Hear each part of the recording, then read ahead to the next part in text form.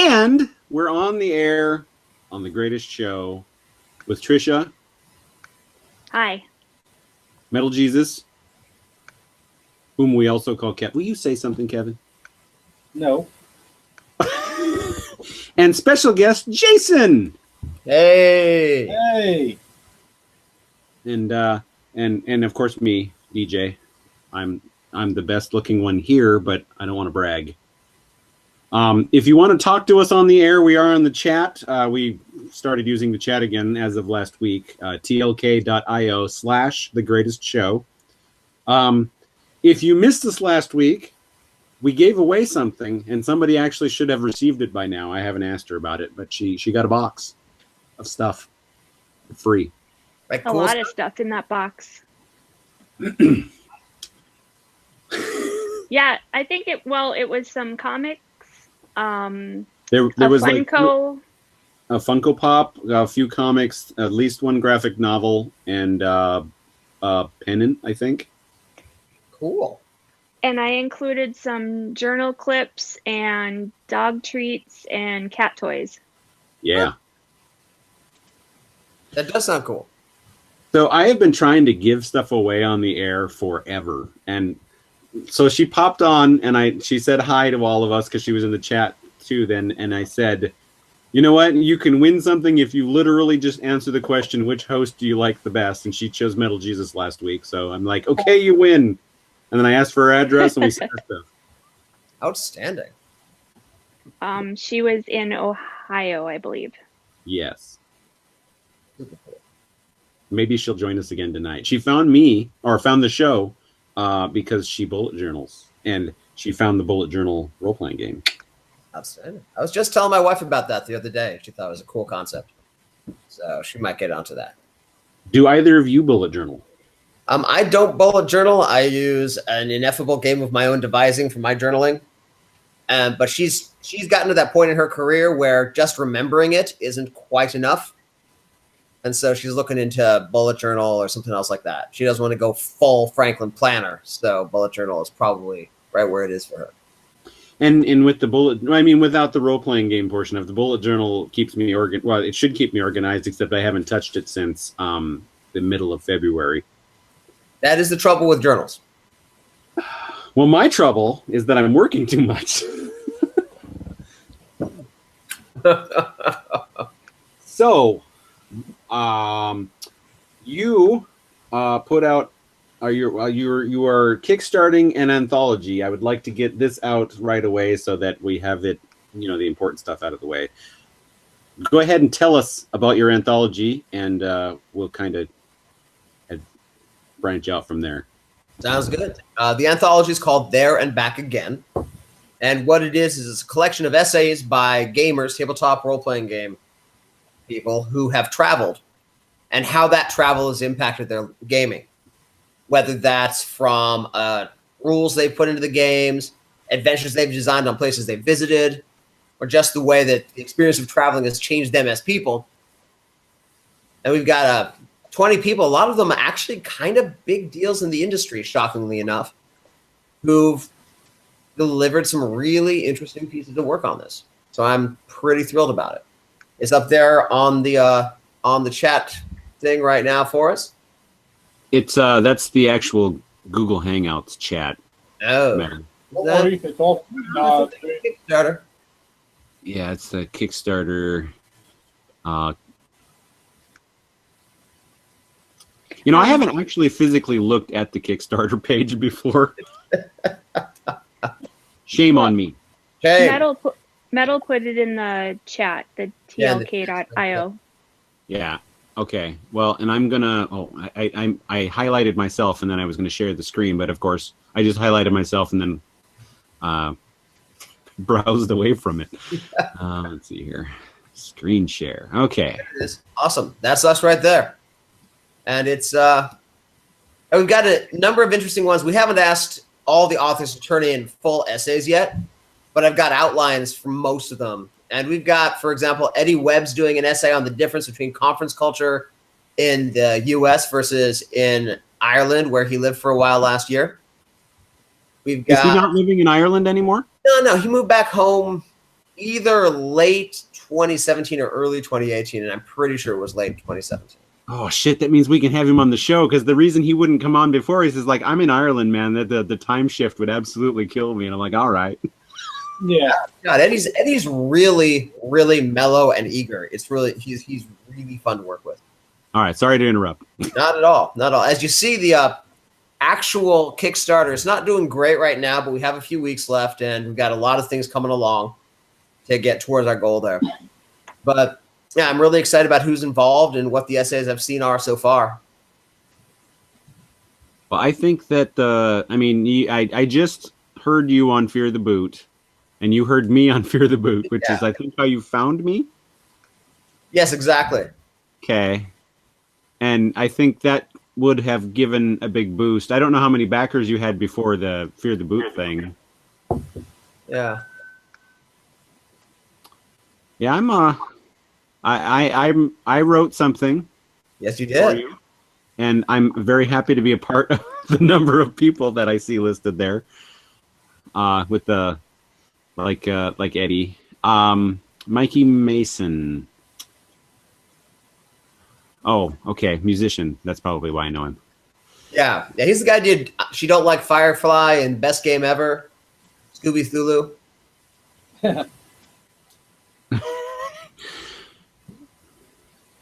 Oh my. Yeah, that was actually photos I took. I lived in Malaysia with my kids for a little more than a year. And that's from a festival called Taipusam. There were 1 million people coming to this one temple in Kuala Lumpur. And some of them were doing that. Is the lady, is that piercings? Yeah, that is little cups of milk on a fish hook. Oh, Ah. wow. And she's been walking, I think it's 7 miles. Wow. With all that on her back? Yes. What's the purpose behind it? So my understanding, and I probably have it wrong, is that it's a purification kind of thing. Not quite atonement for sin, but demonstrating either to yourself or others how serious you are about your faith by going through some kind of torment. And in this case, walking 7 miles with jugs of milk literally fish hooked into your back. Oh, Yeah, that's like, no thank you. hardcore. Yeah, I have no piercings and no tattoos. Yeah, I mean, I try not to judge. I've known women who are into much more painful stuff recreationally, but to each their own. It's not something I necessarily want to do for my church either, but it's a huge event. Literally a million people show up. Huh. And when I was explaining the book to my wife earlier tonight, she asked me, well, she kind of looked at me weird, and I said that if I was running her through a game, I could. The basic idea behind this would be I could use a place that I've actually been to describe and enhance the game that she's being a part of. Exactly. Which now makes me realize that I've been doing this since I first got deployed to Okinawa, that I've included all kinds of stuff in games that of places I've been. Well, I think that's one of the things about gaming as adults, right? Where when we were in high school and college, we could run marathon sessions and play a couple times a week because we didn't have responsibilities. And we kind of trade that off for having deeper, richer games because we're deeper, richer people. That we have more experience to throw into the games, more things we've seen that let us give more rich descriptions, better understanding of humans and their motivations.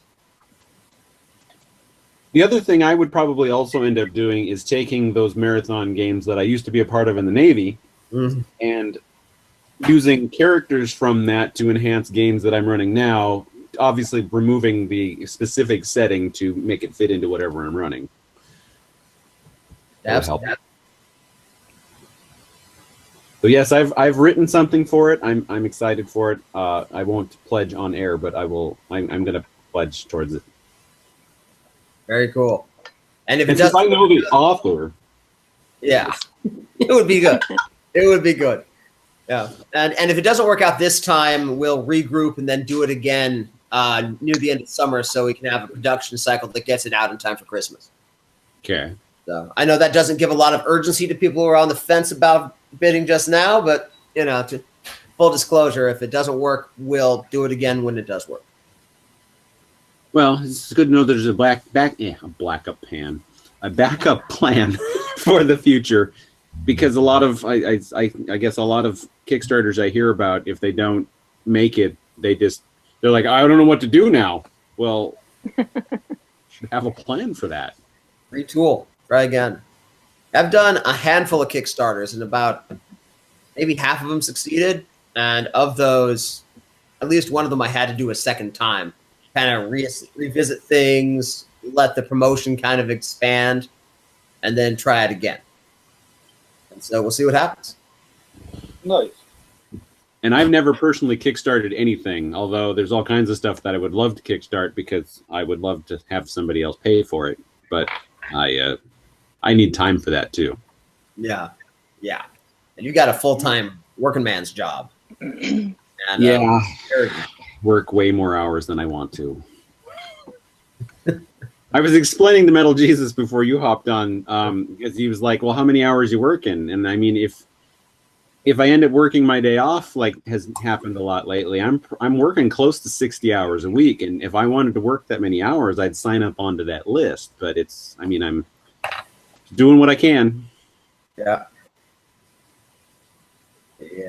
And Metal Jesus, what do you do for a living? I go to college. I'm about to graduate in a month, so then I'll be looking for a job. So. Hey, in what? What are you getting your degree in, man?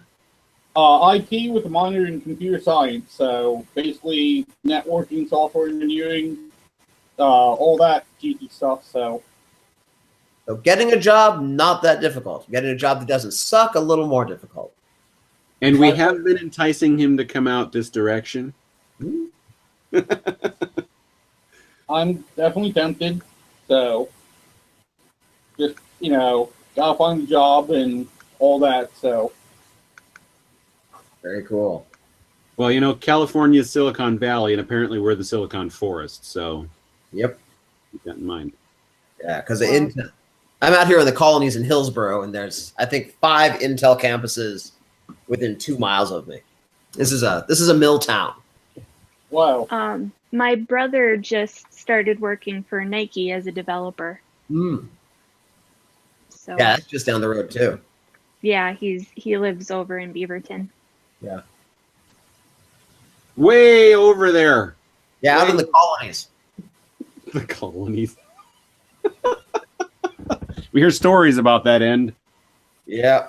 Yeah, it's a mess, I tell you. It's a mess. Well, now that we got the important stuff out of the way, we can spend the rest of the hour and a half fucking around. Sounds good to me. Oh, by the way, you can swear on this podcast. Oh, fucking hell. Awesome. We had mentioned off air that we have both been to Japan, and I forgot where I was going with that, so I'm going to have to stop until I remember. So, oh boy. This seems like the kind of podcast where I can tell the Japan story that I didn't tell on the Fear the Boot podcast. There you go. So I was living in Nagasaki, and in Nagasaki they had this bunch of miscreants that rode in this big black bus with the Imperial Japan flag painted on the side. Oh yeah, right, like the old school Rising Sun flag, right? This is the equivalent sun. of a big black bus with the Confederate flag on it, right?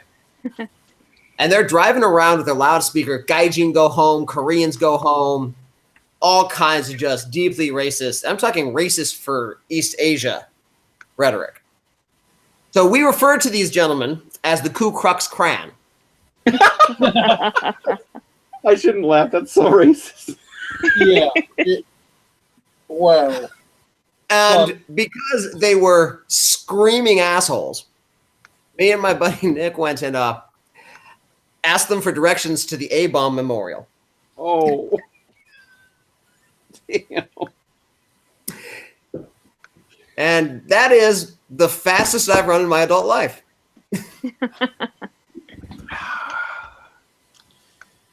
Wow. Yeah, I mean, I don't care who you are. If you're a racist, I'll fuck with you. And I don't mind seeming a little racist myself to do it. Oh man. Yeah. You know, that's. I wish that I wish that I would have learned Japanese while I was over there. I had two little Japanese Okinawans that I worked with when I did get my galley duty, but I wasn't interested in learning Japanese at the time, and I so wish that I had been. Yeah, I sucked at it too. I did not learn Japanese while I was there. I got to where I could order food and tell the cabbie how to get me home. My Japanese sucked. I was pleased to find out, though. I went back a little more than 2 years ago just for a brief, and I found out that while my Japanese still sucked, it didn't suck worse than it did in 2002. So I got that going for me, I suppose. That's good. I serve a lot of Vietnamese on my route, so I started learning Vietnamese just a little over a year ago, and Again.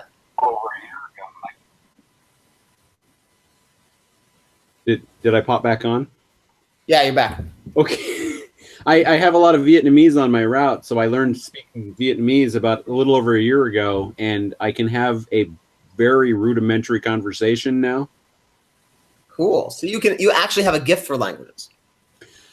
I think I do. I specifically chose Vietnamese because I would have a chance to talk with a lot of Vietnamese, actually use it. And I've been told that Vietnamese is insanely difficult to learn. So if I learn the worst one, obviously I can kind of flow into the others. I think you mentioned that on the Fear the Boot episode you were on, now that you mention it. That was one of the things I was using to help develop like the quest system on the Bujo RPG. Yeah. Okay, that makes sense.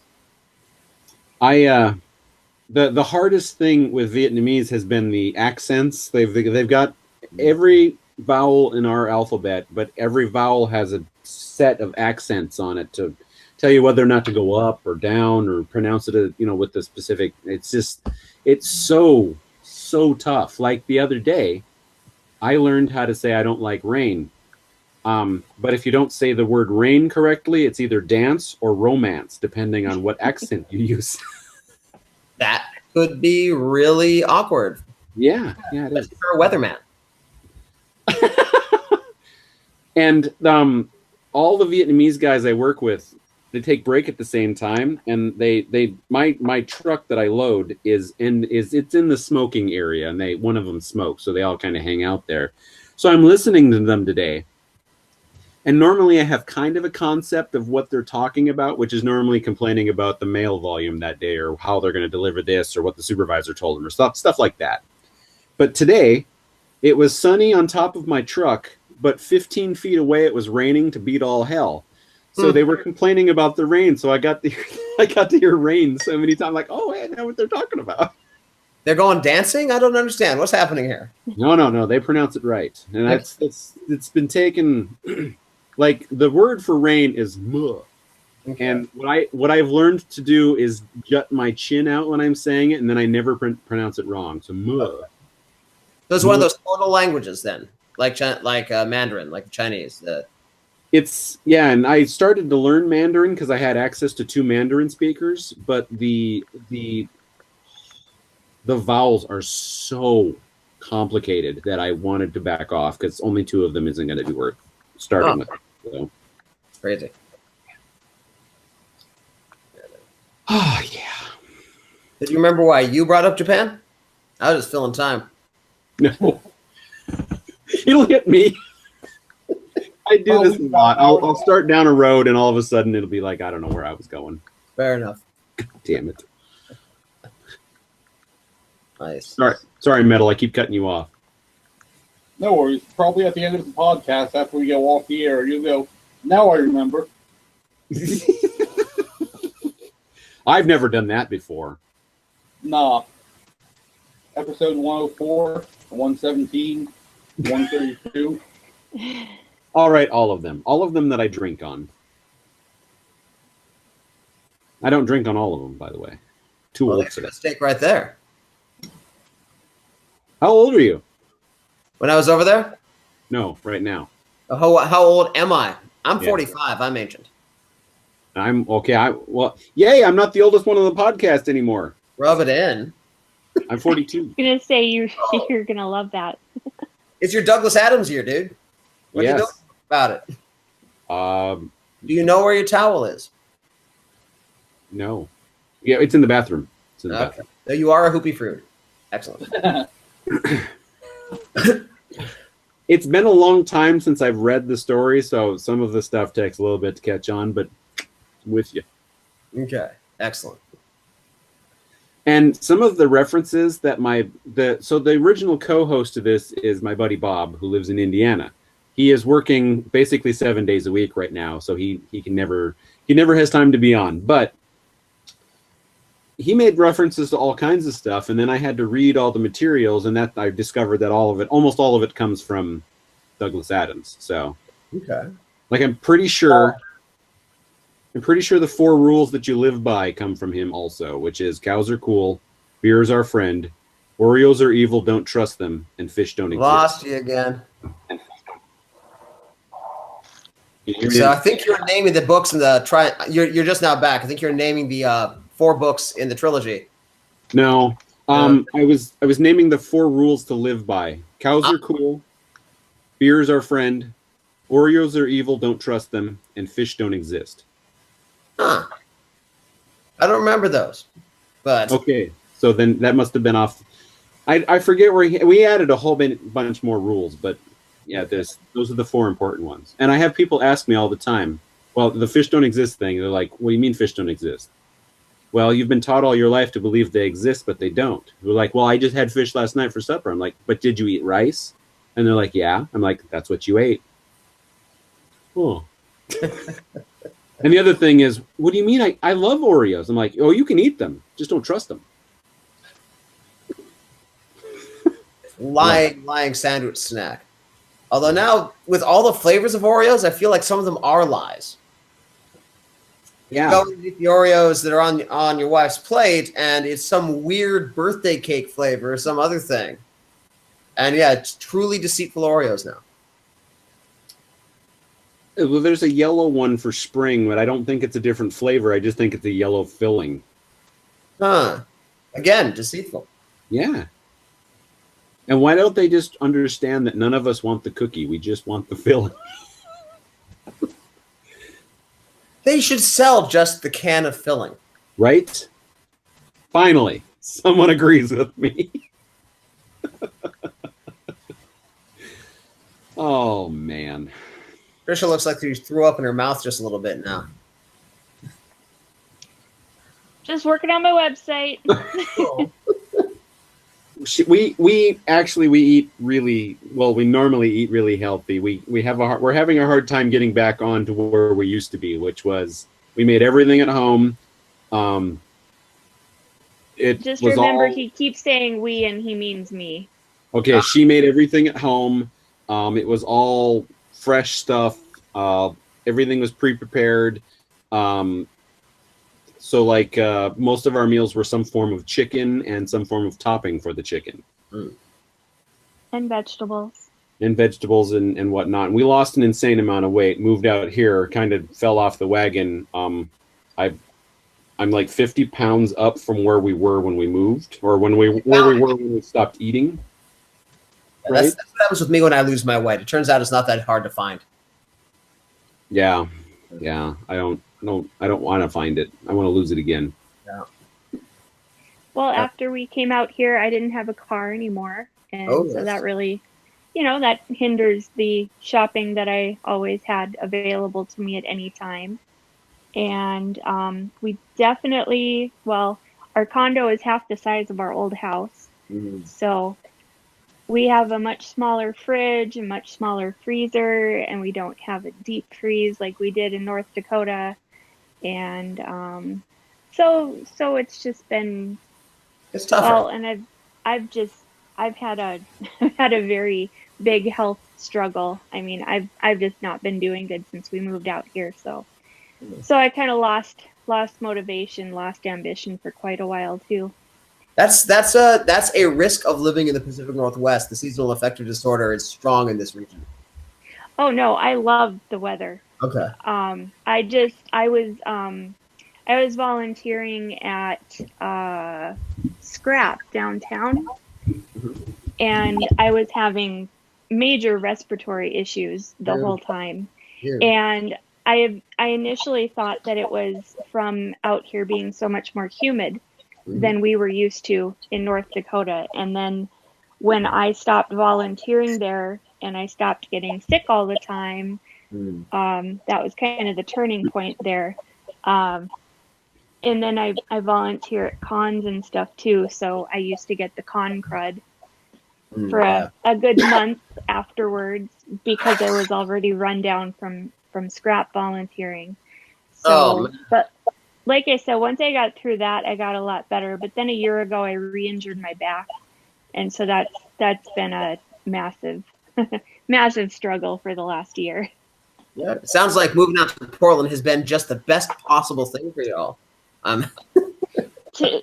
Getting away from North Dakota at any cost is worth it. And just note that right now there's like 4 feet of snow, and it's probably actively snowing right now where we came from.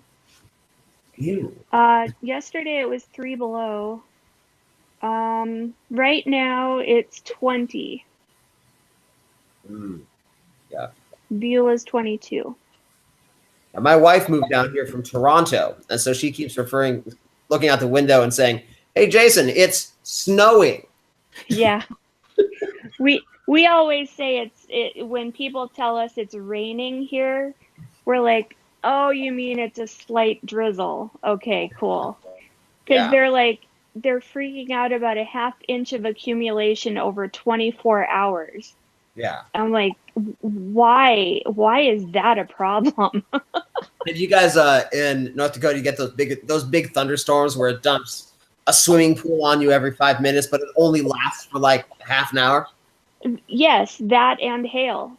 Yeah. And the hail is not like snow cone hail like it is out here. It's demolish your house and car and anything outside hail. Yeah. Yeah, or the Northwest weather is mellow. It's nice that way. I mean, it will drizzle on us for 90 consecutive days, but it's never a serious heavy rainfall like you get in a lot of other parts of the world. No. Although in the short 3 years that we've lived here, we have been here for the hottest summer on record, the rainiest winter on record, the this on record. I mean, it's like we're getting every... We are tired of hearing the words "on record." Yeah. You know what that tells me? You two alone are responsible for climate change. Yes. The rest of us are safe. And you were here for the apocalypse last summer when the entire state was on fire. So, It was getting close to the evacuation zone being in our area. Right. Yeah, we actually had somebody staying here who lived not far from you, who got out while the getting was good.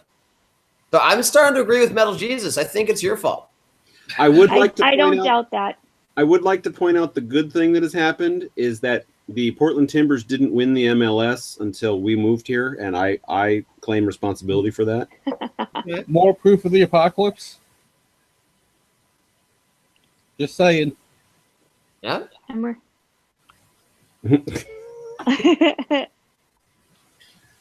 Yeah. I got this shirt from DJ's Closet, and I was also wearing his Timbers coat today.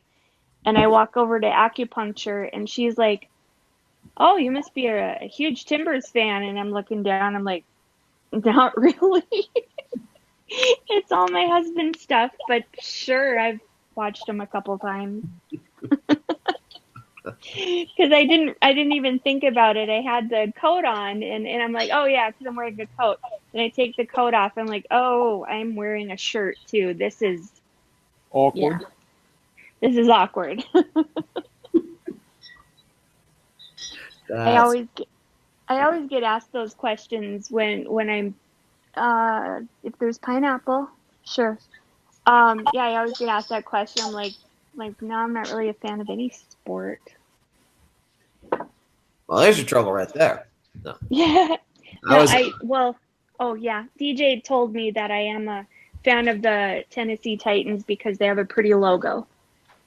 Fair enough. Yeah. So tomorrow night, Ronda Rousey from the UFC is having her World Wrestling Entertainment debut.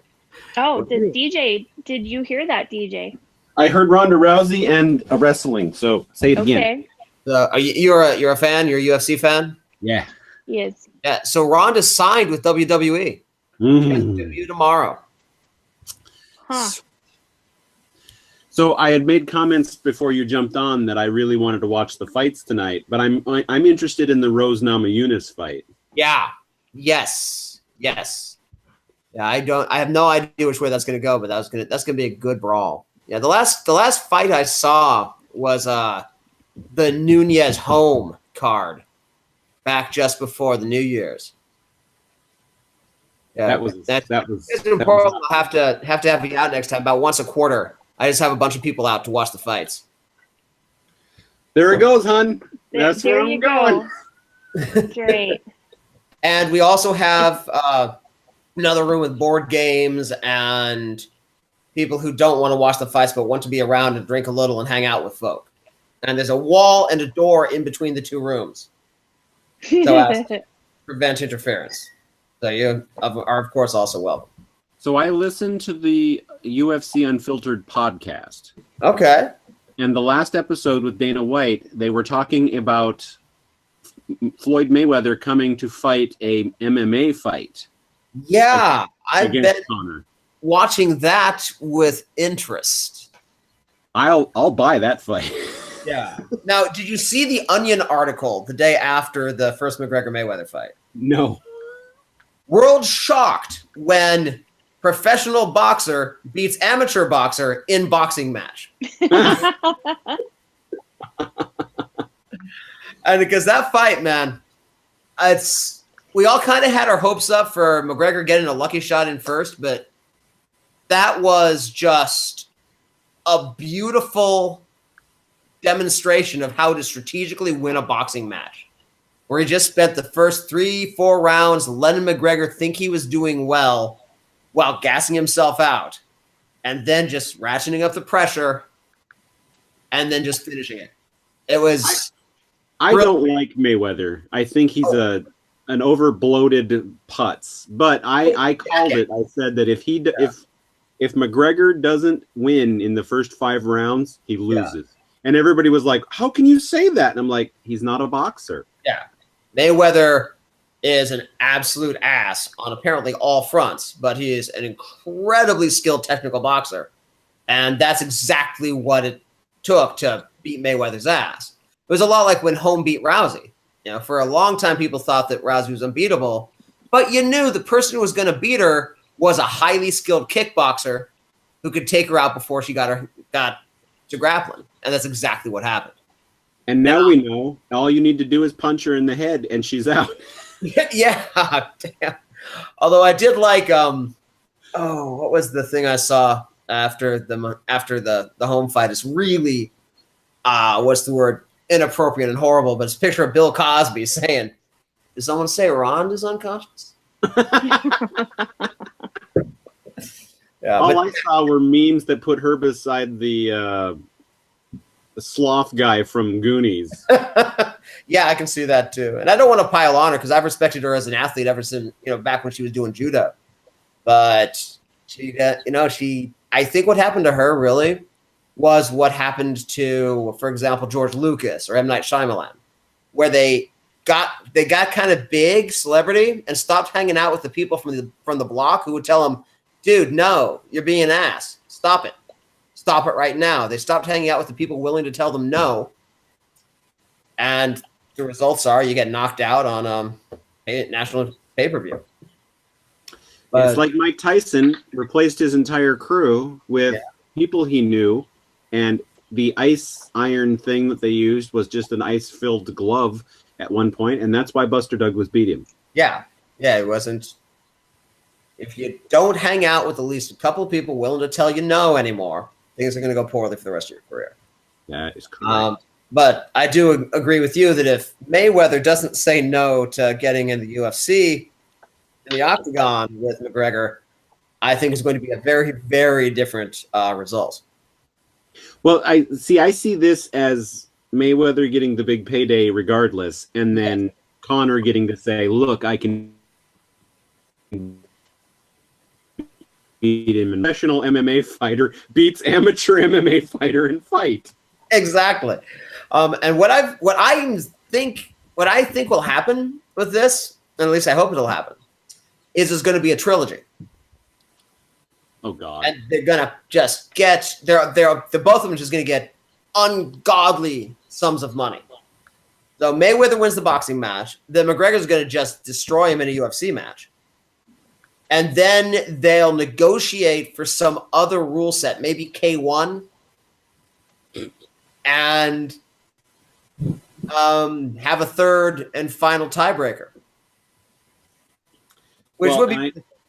Mayweather will be for it as long as it doesn't touch his undefeated boxing record, because now he can be 0-1 whatever. Yeah, be interesting. I'm gonna grab a beer. I'll be right back. Sweet. Metal, you look like you're hitting it pretty hard there, buddy. Hitting it what? Drinking. Oh no, I'm just on my second drink. I guess I also have to remember that your haircut is going to make you look a little weird. Yeah. Feels weird. For those listening to the audio from the audio feed, you're going to want to go watch this video because Metal Jesus got a haircut. First time in 6 years. It took you 6 years to grow that hair? Yep. Mind you, I was bald whenever I started it, so it took a while. Usually when I get my haircut for donations, it takes just a little bit over a year to grow enough. Lucky you. We'll see from now, so. Yeah. I haven't donated it I technically haven't donated the hair I got cut off here either, but I haven't grown it for donation since then, because if it's colored or bleached, you can't donate it either. So just this little chunk of my hair is bleached, but yeah, so that's the other problem. I still don't remember what my Japan thing was, but I thought of something else about Japan. While I was stuck over there the first time and got super bored, we got to see the sumo tournaments. Oh yeah. So I have a huge appreciation for sumo, and if you watch her eyes as she rolls them loudly, she ends up watching. I found a guy that puts up basically a digest of every match that happens in the top division. So every tournament now I get to see all the matches in the top division. Nice. And I've always wanted to use to turn chess into like TV poker. I wanted to present chess as something that's not boring like everybody thinks it is. But the only thing that I've been able to do so far is I'm now creating. Whoa. DJ, you're gone. Wow. Man, that eye roll was... look at how good. I knocked him right off the internet with that eye roll. Well done. I know. I have never had that kind of power before. I don't know what happened there. Her eye roll knocked you out of the internet. Yep. Apparently the internet doesn't want to hear about my chess/sumo crossbreed. Nope. You know that chess boxing's a thing, right? I don't understand why. And I love chess. Yeah, it's a thing. Yeah, fight a round and play 5 minutes of chess, and then you'll fight another round and play 5 minutes of chess. That's really weird. It's stupid. It's stupid. I'm just having everybody play a tournament, and when you're done, you get ranked like the sumo wrestlers do, and then I give you titles, not Yokozuna type stuff, but I've renamed things so that people that want to continue being part of it can do it. Now, I designed it so that lower rated people like myself had some sort of competition to participate in. But because of my time control on chess.com, I've gotten quite a few strong players that are very interested in what I'm doing. So cool. I think the right, what's the word? Not announcer, commentator would make all the difference. Right now, I don't have any sort of recap show, but the reason for that is the tournaments that I've run, I haven't had the same people in both tournaments. So I'm trying to get the people that want to be part of it long term to sign up in my little chess club so that every time I have an event, they're just automatically subscribed to my event so that they are constantly in there. And then I'll start putting out a post product. Okay. I'd probably watch that. That'd be fun. I'm hoping that that's what that turns into someday. But right now, I'm just trying to get the same people to continuously show up every time. And I'm only running 6 tournaments a year, just like Sumo. So, okay. I just got roped into coaching the chess team at my son's school, so that'll be fun. Yeah, he wanted a chess team, and they didn't have a chess team, so I went in and asked why not, and they said because we don't have a parent volunteer to run it. We just watched the Bob's Burgers last night that Bob got roped into coaching the soccer team, so we know what you're talking about. Excellent. They speak the truth on that show. They speak the truth. Yeah, they do. Do you have They handed him a clipboard, and they're like, he's got the clipboard, he's coaching. 1, 2, 3, not it. Do you know a rating, how strong you are or anything? No, I'm terrible. No, I'm middling. What I noticed when I was in late high school and getting kind of serious about chess was that everybody who was more serious about chess than me, which was probably about 60% of the chess playing population, weren't having that much fun playing chess anymore. And I opted out because I really enjoy playing chess. And I want to continue enjoying playing chess. I keep saying it's 5th grade, but it's actually 6th grade. My 6th grade chess club, we basically ran it as if we were the WWE. We had championships, we had events, we had people constantly with storylines, all kinds of stuff. It was great fun. It only lasted 1 year. And I long for the days to recreate that. That would be really cool. Yeah. So I'll tell the story of my wife who's not here, otherwise she doesn't let me tell this story. Good for her. Yeah, as I mentioned before the cast, she's a literary agent, and I'm a freelance writer, and we met at a conference, a writing conference, about two years ago. And so we had a long-distance relationship, and then she came out to be here with me. During the long-distance part, we played a game of chess online. Oh, boy. And she was kicking my ass. And I'm chatting with a couple of my other friends. I'm like, dude, she plays chess. Hey, all right. She's beating me. Oh, my God. Dude, marry this woman, right? So a couple months ago, she admits to me that what she had done was on another screen brought up a chess computer, cranked the difficulty to maximum, and played my moves against it, and then played on our screen the moves it was playing. That's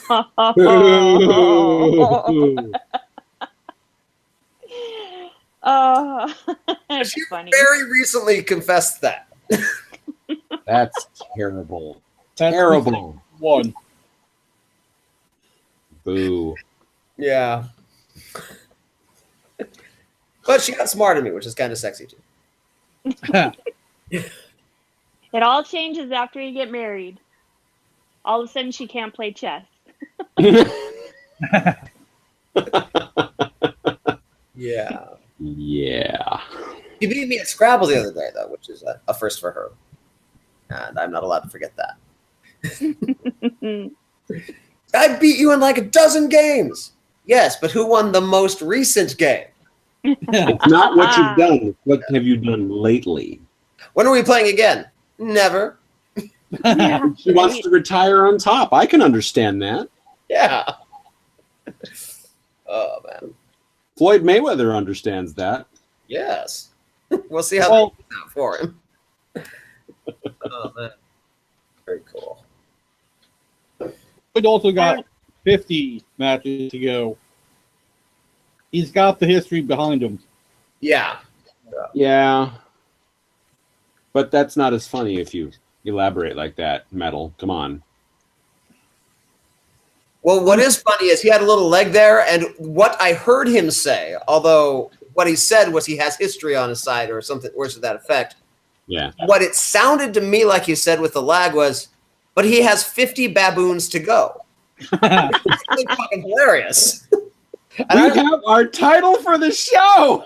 Oh boy. Awesome. We have 50 baboons to go. Oh man. Yeah, last show he had 2 titles Yeah. and could only remember one, and he comes out of the room and he's like, what was the other title that I wanted to use? And of course neither of us could remember it. So you wrote this one down, right, DJ? Yep. This one got written down. So last episode was totes a porg because I used that phrase, and then I used another phrase, and I was like, oh, maybe that one. Well, I don't remember what the other one was. I still don't remember what the other one was. No. I don't know if anybody else got to hear my cha-ching, but I just made a sale online, so I want to tell you that. Now, so Yeah. I've heard a sentence about what you do. Oh yeah. Mm-hmm. Manufacture and ship cool, handicrafty things. You know what, Jason? This is a perfect time for us to institute the brand new Let's Do Tricia's commercial in the show. Why don't we get to that again for the second week in a row? Well, then I guess I better go prepare some props. Oh, okay. Well, she'll get some props while we talk. There's a podcast called Sawbones. It's run by a husband and wife team. Uh-huh. And they, in their ad break in the middle, they refer to as, okay, it's time to go to the billing department. Yeah. That's their transition. Nice. That's clever. Yeah. I am out of beer. Shame on you. Okay, well, you go get more while I'm looking for my props. But we have lots and lots of wine. I don't understand wine. I don't get it. So it's made from grapes. It gets drunk. Listen. I don't make me come to New Jersey to slap the crap off your face. All right.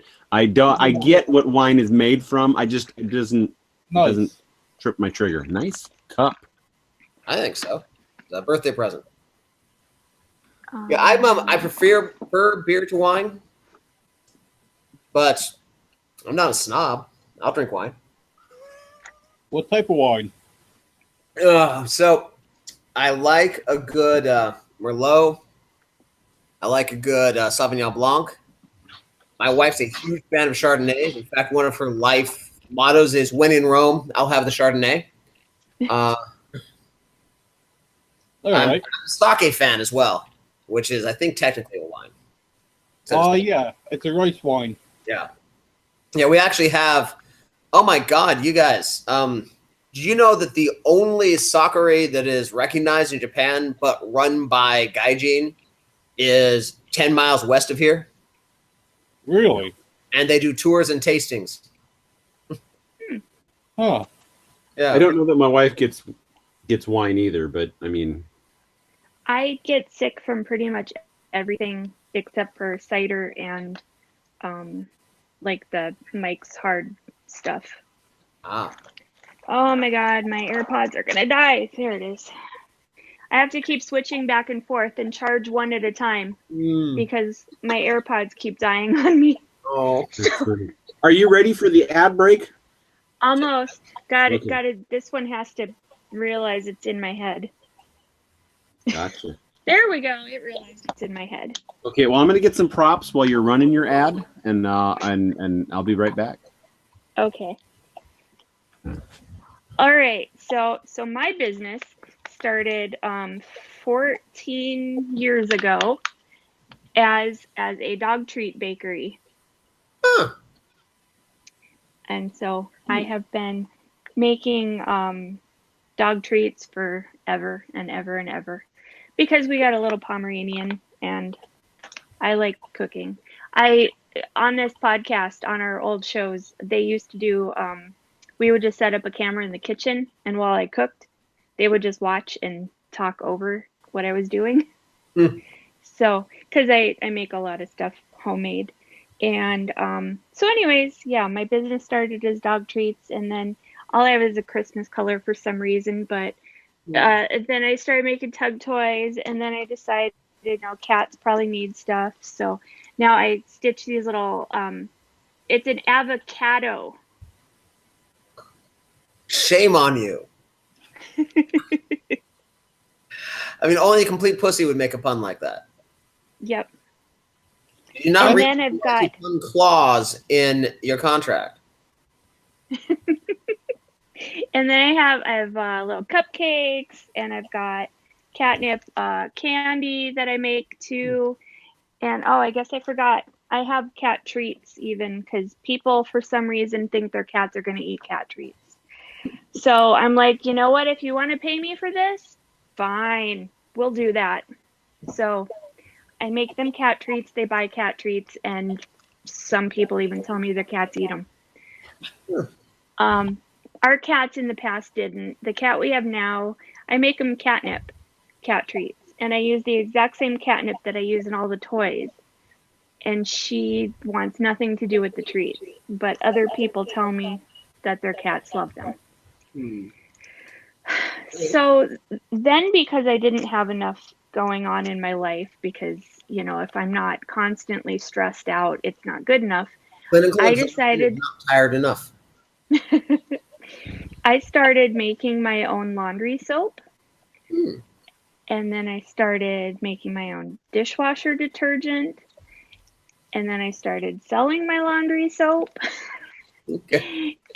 And then I started making dryer balls, like the wool dryer balls that you use in your dryer instead of fabric softener. And what I'm actually working on right while we're on the show, are reusable dryer sheets. So I didn't know this until I did my research, but apparently just plain old white distilled vinegar is a natural fabric softener. And so you take these dryer sheets and you fold them up, and you get a jar, because I'm in Portland and I'm a hipster. And you do a half and half mixture of vinegar and water, put some essential oil in there, soak your dryer sheets, and then you just throw them right in your dryer. And then when they come out of the dryer, you throw them back in the jar. Nice. Cool. And and so you keep reusing them. So I make all kinds of different patterns of like here, this is as close as I'll ever get to sushi. So yeah. So anyways, I do that. And then because DJ's all into the bullet journaling stuff, then I decided to make journal clips. Oh, wow. Okay. So I have these cute little sets that I make of different stuff on paper clips, and I also sell those. And there's a place in Tigard. That's got to be somewhere over near you, sort of. Yeah. Closer to you than me. If Portland Metro is a clock, you guys are at about 2:45, and Tigard's at about 6. Okay, so Tigard, there's a paper store. It's Main Street.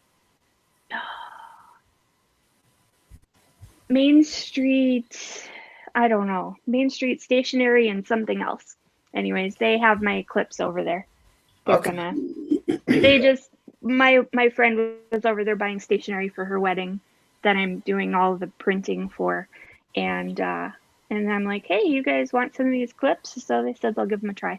Nice. But other than that, I sell online. I sell through Etsy. I sell through Amazon. And I wholesale also to a bunch of states that none of us are in. Okay. Nice. So if you happen to go to Texas, you can find my stuff.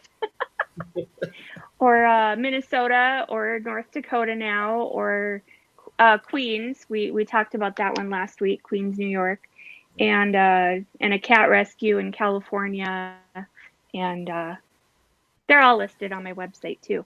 And my website is madebytricia.com. Tricia is spelled Tricia? right. Tricia. Sweet. I will put it in the chat again for you. Hooray! Because I've misspelt your name how many times now? Never. Even though it's like part of my name on the screen and on Facebook and the chat, and I love it when somebody emails me back and my name is my email and they spell it wrong. They're like, "Hi Tricia," with an SH in my email that they just typed. Don't know. So, Jason, are you into like comics at all, or just role playing? I am a little bit into comics. I was more into comics in my teens and 20s. It's one of those hobbies that falls off when you have kids and such. But yeah, mostly my nerddom is role playing games and science fiction. Okay. Yeah. However, I've done enough reading of comic books and pay enough attention to the Marvel Cinematic Universe that I can be a poser with comics as much as I need. So, the Gamers Table podcast, Openly Gamers Theater. They are the Gamers Table people. They started doing. I just listened to the Batman actual play that they did. And I thought to myself, these guys should really do they should do their DC Cinematic Universe. They should do a Batman and then do something else and then do something else and then do a Justice League. Well, as soon as their Batman was done, I looked at my phone to see if they had anything else that had downloaded already. They downloaded the Justice League one, and the end of that Batman one basically rolls right into the next one. So, I mean, they already got that thought going. So, yeah, I tried to watch the Justice League movie on the plane. That bad? So, superhero movies on a small screen are problematic already. But it was very disappointing to me. The highlight of the entire movie was my wife making observations about how wet everybody was every time Jason Momoa came on screen. Which is a fair point. I enjoyed the movie for what it was, and I know a lot of people are going into it with certain expectations, but you can't do that. No, I've seen enough DC movies to know that if you go into with an expectation other than maybe I won't want to chew my arm off to get out of the movie, you're going in with your sights set a little too high. Because DC doesn't have the track record. Marvel's got 20 movies that you can go, I'm going to go into this with expectations because they've set me with expectations. DC are like, eh? Yeah, like Wonder Woman, I really wanted to love, and I feel like it's 20 years from now, people will be studying it and its influence on movie making. But you didn't love Wonder Woman? I started watching 300 and ended up in Dragon Ball Z. And the final fight scene was Dragon Ball fucking Z. And I did not like Dragon Ball Z when I was a teenager. I loved Wonder Woman, the movie. I loved it for what it was. I loved everything up until the final fight. And I then became bored. But what DC has given us so far, that is their pinnacle. That's their highlight. Everything else misses that mark. Absolutely agree that it was their high water mark. And with the exception, of course, of Batman Begins and Batman Dark Knight. But those don't belong to the cinematic universe. They call theirs the expanded universe. Sorry. Okay, fair enough. Yeah, my youngest brother's a stand-up comic, and he has a riff about how he and me and the rest of the brothers got together one time and watched Dark Knight and took a shot every time something awesome happened. So the funeral's next Friday. And of the expanded universe movies, the one that I am waiting for may be highlighted on the screen right now because I decided to wear this shirt for the podcast. Nice. Because Shazam is my favorite hero, and I know he's called Captain Marvel, but I have just given in, and I don't want to do the whole Captain Marvel Shazam thing. It's just Shazam because that's the only word they can promote. So it's Shazam. Fair enough. But since you're not super into comics and you wouldn't get all my what I'm reading now references, we'll get away from that. And I'm going to show you the only two physical role-playing books that I owned before Metal Jesus sent me Burning Wheel. Okay. These are the only two that I own. I love this game, and when I bought this, I couldn't get my group to. I mean, they kind of humored me for a while, but then they stopped playing. Now, what is the one in your left hand there? They're both Wraith the Oblivion. Okay. This is the first edition. This is the second edition. Gotcha. And these are the two editions they made. Okay. And this one's the glow-in-the-dark cover, so if I shut the light off, I don't know if you'd be able to see the glow, but it actually says Wraith in very light letters. That'll probably pop if the lights were off. Well, I mean, if I shut the lights off and it was dark in here, it would absolutely glow right now. Okay. Should I come shut your lights off? Well, and I'm not going to because the computer screen would highlight too. But I love this game, and I was really wanting White Wolf to put out a new version of it. I mean, Geist the Sin Eaters is close, but it's not Wraith. It's something else. I love this game. I've not played that particular one, but I read the mechanics back when it came out, because you know how it is. I have to read all the games whether or not I have time to play them. Yeah. It's the curse of the role player. Yeah, and exactly. Now, Metal Jesus has heard this. My wife has heard this. I have only played in the White Wolf storytelling system since 1994. I have not played anything else. That is not by choice. Although now I have done enough research on Age, the adventure game engine, and what else was I've done enough research on other stuff to where I know I want to use Age, but I don't like fantasy settings, so I want the modern Age system to come out.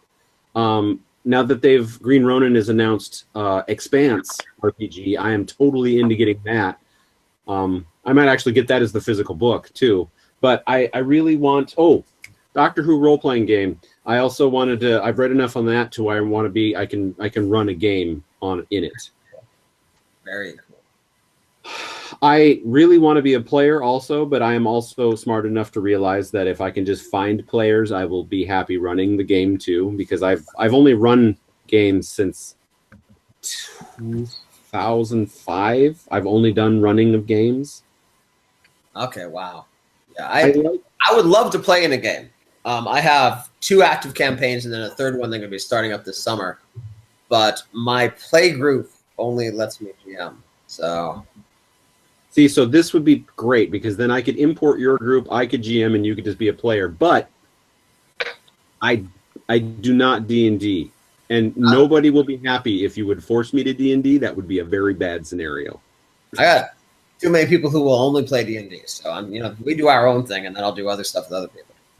Yeah. If I could find a local group, I would totally run a game. Because what my idea was before, when we had a full cast and I had so many hosts I didn't know what to do with myself, was run the Doctor Who role-playing game, and every story, somebody would get to be the Doctor, so we would all run our own versions of the Doctor. And I would just, at some point, I could have all of them on at the same time to have a multi-Doctor story. And I would love to do that in a real-life setting. Let me connect you. I know a couple guys out there on the east side who are looking for game. So I'll connect you to Ian and maybe Joey, who's back from China. Okay. And I mean, if I can get in as a player, also that wouldn't be terrible either. But did I tell you about the game the game I run specifically for people who can only come occasionally? No. It's a Blades in the Dark game, which is. You've mentioned that, but that's all I've. I don't know if Metal knows what Blades in the Dark is.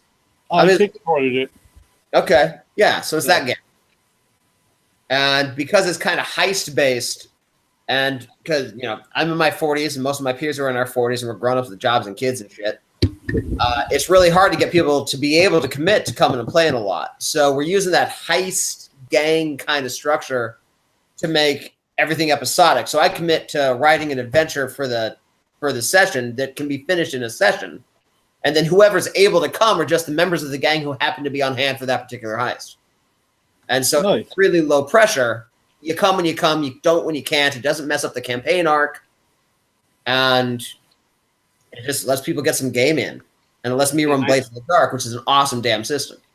I'm also old enough to realize that that's how this is going to work too, which is why I latched onto Doctor Who, because let's say we're the group and you just happen to be the doctor this week. You can't come next week. Well, we already know what Metal Jesus' doctor looks like, so we just go ahead and play that one because he's got different companions and everything, and I can just run that system. Yeah. My D&D group, we meet once a month, hell or high water. And they're intense. I'll just put it that way. But it's fun. The closest thing I get to fantasy right now is I would be very interested in a Titan's Grave scenario where there's technology. I like the technology. I don't need Tolkien anymore. I'm over Tolkien. I just like rolling dice. I'm setting and system agnostic. I'm a slut when it comes to gaming. Most of us are. And because I've got this whole episodic thing going on, I've also got ideas on what other things would work well in that setting. So if I know Metal Jesus wants we already talked last week about me running him just as a solo player through. Maybe you're interested in hopping on a video thing and playing for a couple of hours or whatever too. But now that you've mentioned that, though, other things that would work well with a variable group of people: G.I. Joe, Transformers, Mask, Visionary. The what? Planet Mercenary. I don't know what that is, but okay. Yeah, you know the Schlock Mercenary comic? No. Heard of it. Okay, so this comic's been running. I'm putting it in. It is a far future mercenary company, space opera, web comic, and it is smart and it is funny as hell. The example I give to tell you how smart and funny and creative and awesome this comic is in one of the episodes, a Dyson sphere gets destroyed. We're all up on what a Dyson sphere is? I know. Yeah. Trish, do you know? Nope. It's a ring world, only encapsulates the entire sun. Oh.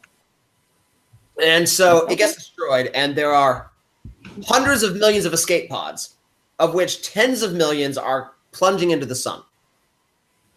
And they can be rescued if there's anybody on there who can make a small technical change. And of course, there's nobody on these tens of millions of them. So the engineer, Scotty basically, rejiggers the transporter to send himself to all of them simultaneously. Wow. And for the remainder of the series, he is now a demographic. Single-handedly responsible for returning the Guinness brand to market viability. Nice. And that's how smart and funny this comic is. And they kickstarted a role-playing game a couple years ago. And it's a squad tactics military. And they have a really cool mechanic for it where you run a squad leader. But they keep lethality by making it very easy for you to die. And if you do, then you just promote some member of your squad up. And they have a mechanic they call ablative meat, which means that if your character is going to cack it, you can instead have one of the members of your squad act to save your ass. If you do that, you flip a coin to see whether or not that squad member dies in the action. But before you're allowed to flip the coin and decide it, you have to name the squad member. So you have to get a little bit attached to him before you find out whether he lives or dies. It's always a bad thing. Yeah, and what happens in play because of that is you have a lot of, oh my God, they killed Kenny, right? An amazing number of them get named Kenny. But you also get a few characters who they survive multiple coin flips, right? You get one unkillable private. Right? And then you start caring whether or not he lives and dies. It's actually a really cool mechanic. And again, because it's a mercenary action, it lends itself well to episodic play because whatever the mission is, people who show up at the table, those are the squads that got assigned to the mission. That's I know Dan runs Star Trek episodically also. That would work really well with because I mean you only focus on so many characters per episode anyway. Yeah, and I figure maybe Call of Cthulhu would work because, if all of the player characters survive at the end of any given session, you're doing it wrong. That is true. I've only listened to 4 ever Cthulhu games, and yeah, it's a total party kill every time. If you do it right. Although Octoon Cthulhu is a really interesting variant on that, and you have some survivability there. It's interesting. Well, I listened to the Unspeakable Oath podcast for one of their episodes, but the other one I listened to, they ran a whole bunch of Delta Green versions, and it always ended with one of the guys going, "Okay, well, I'm the only one left. I'm going to roll my sanity. Oh, I lost. So game's over." Game over, man. Game over. My wife will get that reference because we just watched that movie recently. So I noticed on your Pixar you made mention to Paranoia indirectly. Ooh. You ever play the game? Oh, I love Paranoia. It is one of my very favorite games. All right. Cool. You got any advice for playing it, running it? I just got a copy. So get zany. That's all that matters. All right. Just embrace it. If you're going to play it, just embrace the weirdness. And if you're going to run it, whatever you write the first draft, go back and make it more ridiculous. I have a game that I run at a lot of conferences or at a lot of the conventions.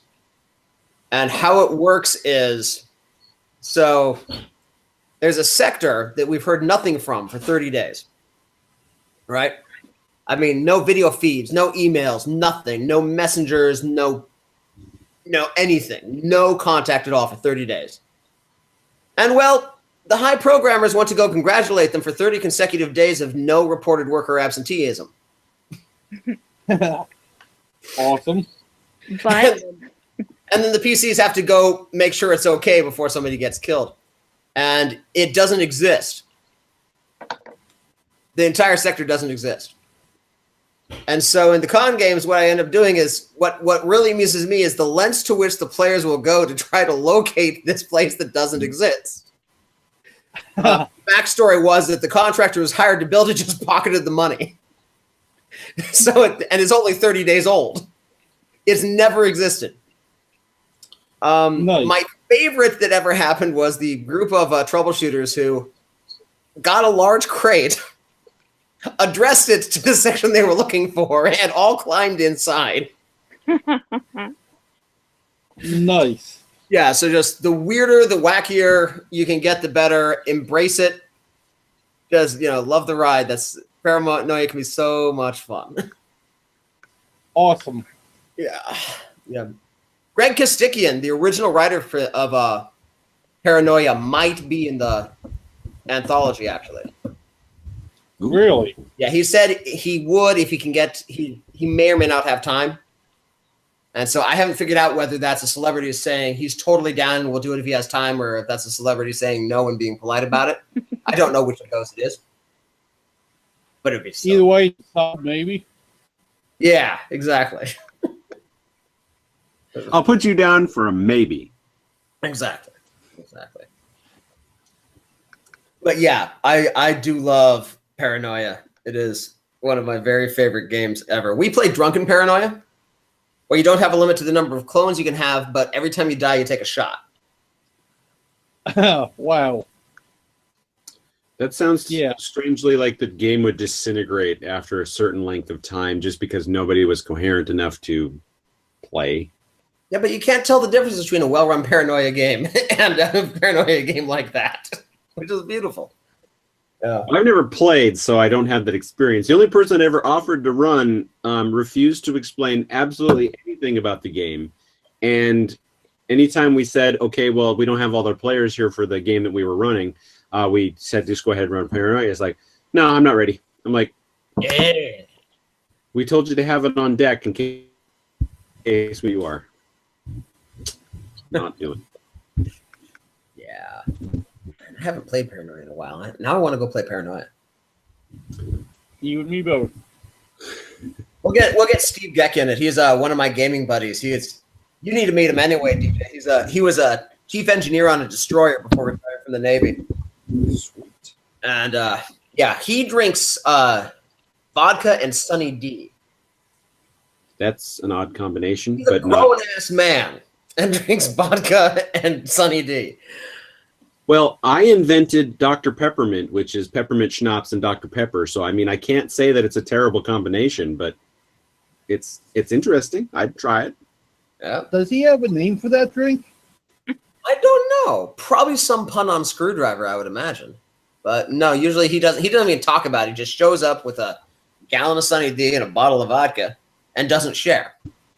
I would call it Sunny Daw because, that's a play on yeah. Let's start doing that.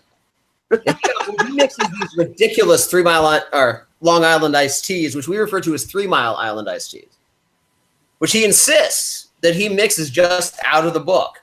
But what we found out just a couple of years ago, despite having drunk with this man for 14 years, he thought there was one liquor in a shot instead of the 1.5 ounces of liquor that go in a shot glass. Okay. So he'd been pouring 1.5 ounces of liquor into his Long Island iced teas for every liquor the recipe called for, which is why we refer to those as 3 Mile Island iced teas. We used to drink a lot of Long Island iced teas, and I would appreciate that. Yeah. Speak of the devil, this is the third time he's tried to call me. I'm gonna. Steve Geck. Hey, Jason, come over, man. So I'm actually on the radio at this time. Well, you're on YouTube. Well, I'm on a podcast. I'm being interviewed on a podcast, but they're friendly people, and one of them was in the Navy, so I figured I'd let you talk to them. No, I'll pass on that. I'll be done in probably 40 minutes, although I'm a little lit. That's fine. Happy to drag Ooh, good call. Okay, I think I will take you up on that. I'll text you when we're done here. All right, talk to you later. Bye. Yeah, I'll pass on that. Yeah. And my son's a driving age, so I don't have to stop drinking. And before I go over, that'll be lovely. Sweet. I'm gonna go get a drink, so I'll be back. Right. Outstanding. Oh man, yeah. Yeah, I would love to run an episode, or I would love to run a long-term campaign. The last thing I ran, I did an actual play podcast on. I don't have any of the episodes anymore. I don't know why they didn't survive whatever move, but it was a group of 4 players playing Vampire the Requiem. Okay. The original intent was that they would become embroiled in the Prince power struggle going on. What happened, because they're players and they destroyed my entire plan almost immediately. Of course. They ended up completely removing the power structure in place and installing the weakest one of the group as the prince. Nice. Before they decided to stop playing. So I mean, we got to that point, and then I was going to take it in an interesting direction at that point, but we lost 2 players right off the bat, and then a third one said that he would show up every once in a while and never did, and then the fourth one never came back either. So basically I lost everybody, and I tried to keep it going by bringing in 4 new people. One of those people stopped showing up. I don't think I ever heard from the 4th one again, but 2 of them were interested enough to where they grabbed another one of their friends, and I tried to dive it back into an ancient Rome type thing, and I didn't have the heart to keep going at that point because they had, I don't know, it's ruined it so much. New people into an existing campaign, especially if there's a bunch of them, because they don't have, you didn't pitch them on it originally, so they're not as excited about it. It's tricky. Well, I basically gave them carte blanche to create the characters that they had told me about that they loved so much. I did not realize the power set of one of them, so that I was a little bit taken aback by what he was capable of doing. And I did have a plan for kind of them overtaking the existing power structure so that they could basically go on from there. But the guy with the superpowers, basically he was a superhero in vampire form, kind of didn't wasn't interested in running anything. He just wanted to fuck with everybody's shit, and I didn't know how to deal with that. That is one of the problems with the World of Darkness rule set. Although I haven't read the revised rule set that came out 10 years ago now, but before that, where they were not built by people who had run games with power gamers. The degree to which a motivated person can abuse the rule set and create a god is pretty severe. And of course, the solution to that is don't game with assholes. But sometimes you find out they're an asshole after they've wrecked your campaign. That is correct. Yeah. Yeah, that So they never met Old Man. I've wanted to get out of White Wolf.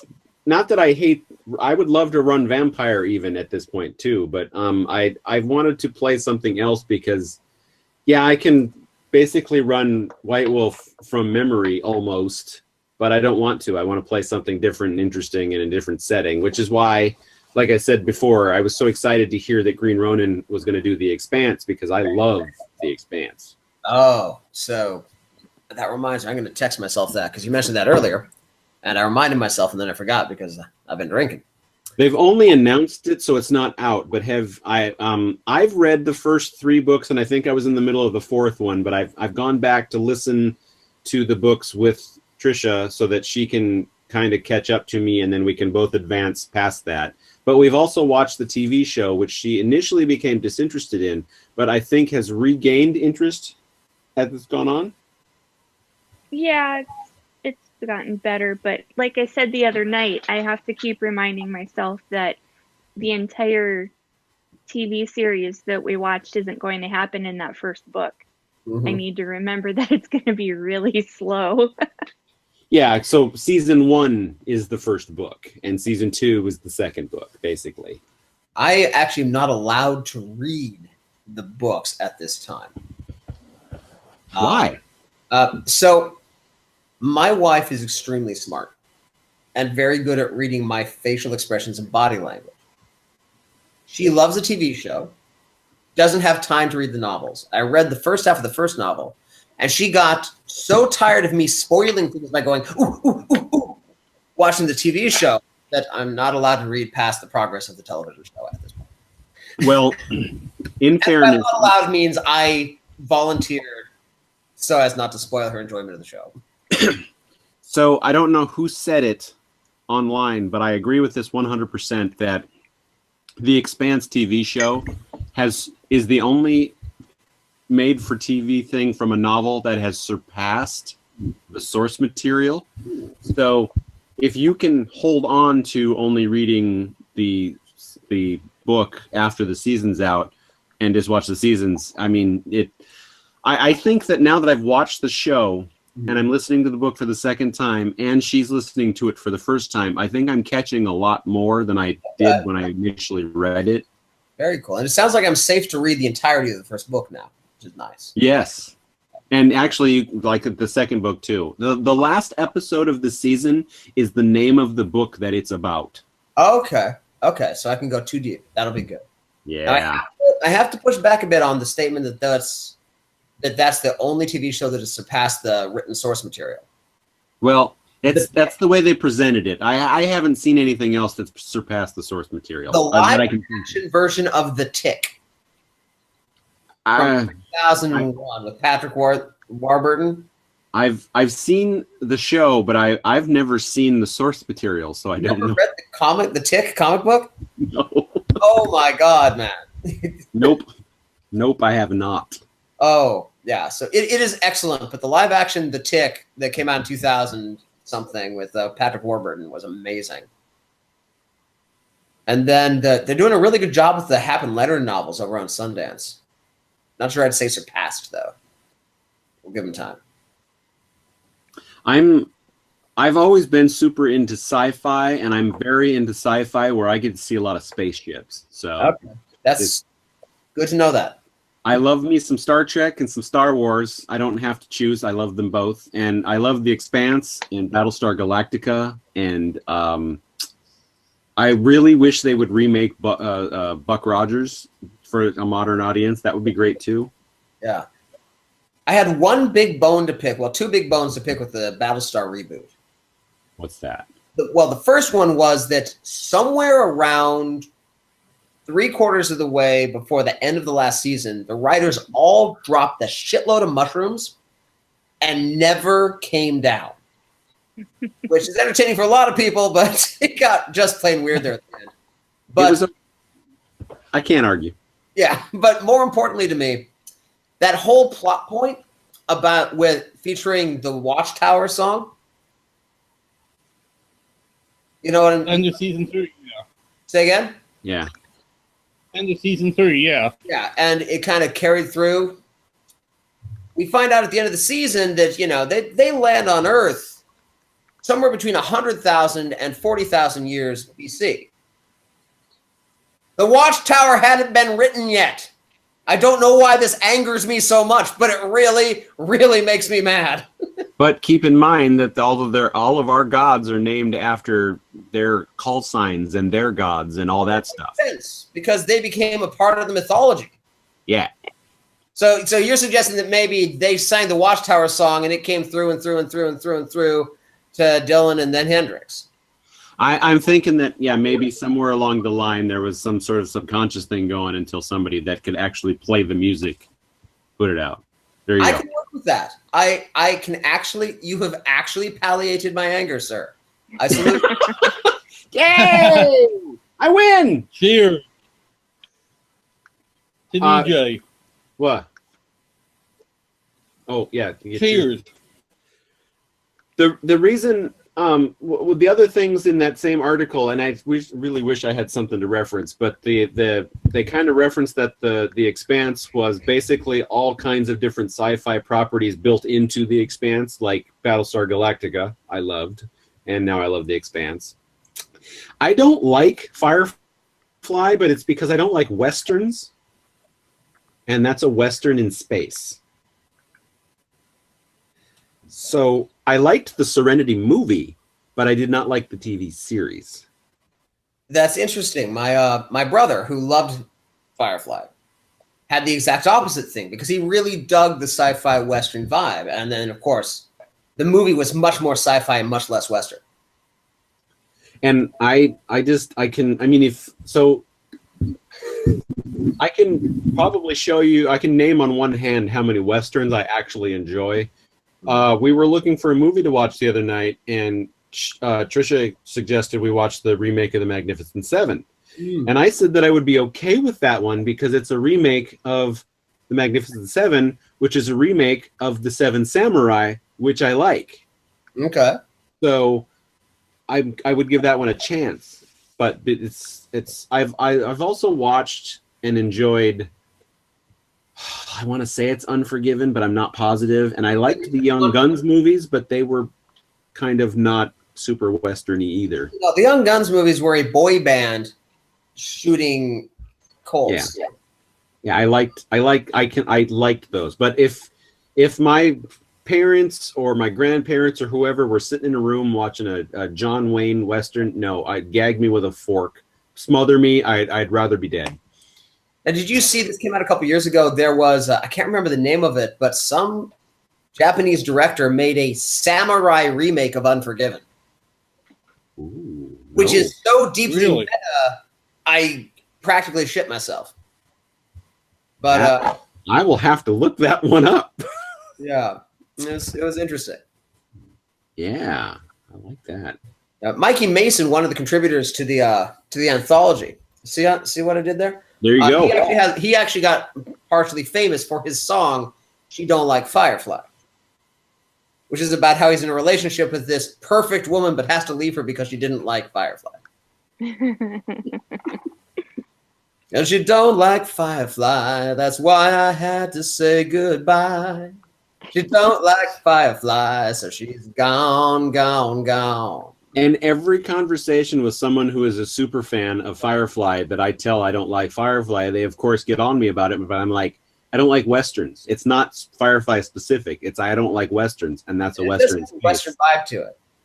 Yeah, well, the whole fact that all of their lingo, you can just tell, comes straight out of a Western. The way Mal dresses is straight out of a Western. Yeah. They just treat everything like it's the Old West and the frontier. Yes, it's in space, but I mean... And even Serenity looks like a horse. Yeah. So, I mean, there's so much. And as soon as I tell whoever arguing with me that I don't like Westerns and that is a Western in space, they're like, all right. The whole argument is gone. I'm like, I hate Westerns. I mean, you can't be trusted, but we get it. Thank you for backing me up on that. Excellent. And my fantasy issue, I apparently can watch fantasy without a problem. I love Game of Thrones. I love all the Peter Jackson Tolkien movies. But I don't want to play. I don't want to have anything to do with D&D. I guess I attribute that to the fact that when I was younger, that's all the people that I played with wanted to play until I finally found a group that was willing to try out something new, i.e. Shadowrun, because it's the only thing I could get my hands on. That's all they wanted to play all the time, and I'm so 40 years later, I'm still so burnt out on the day. Yeah. Just don't want to have anything to do with it. Yeah.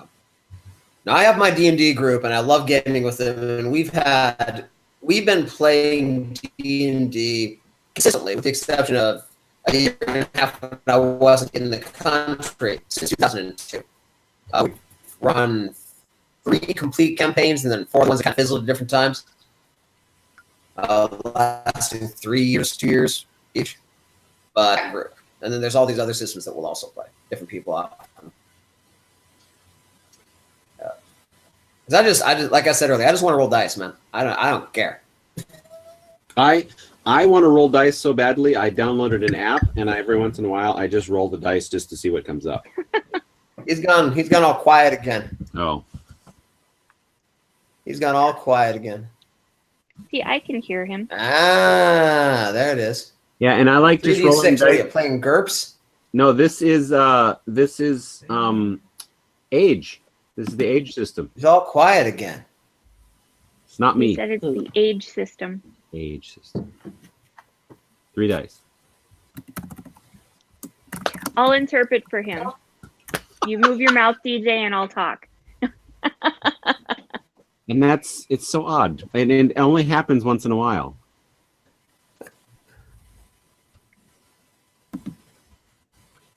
Oh, okay. He'll come back. All right, so till he comes back. It's super odd. I just don't understand why all of a sudden it stops working.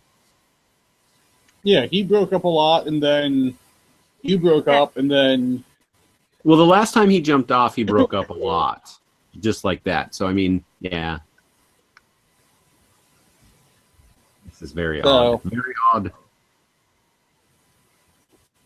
You know, I had offered to actually meet him somewhere to have the show like that. And he's like, no, we'll just do this way this time. Experiencing judgment. I was standing by. There we are.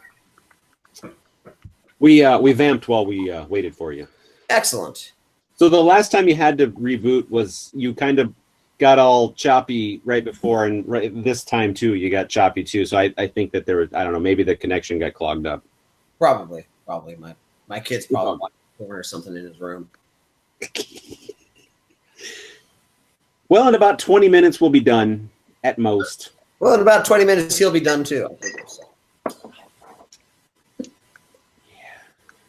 Yeah, that was an entertaining moment when I picked up his phone for some reason and he left his browser open. I'm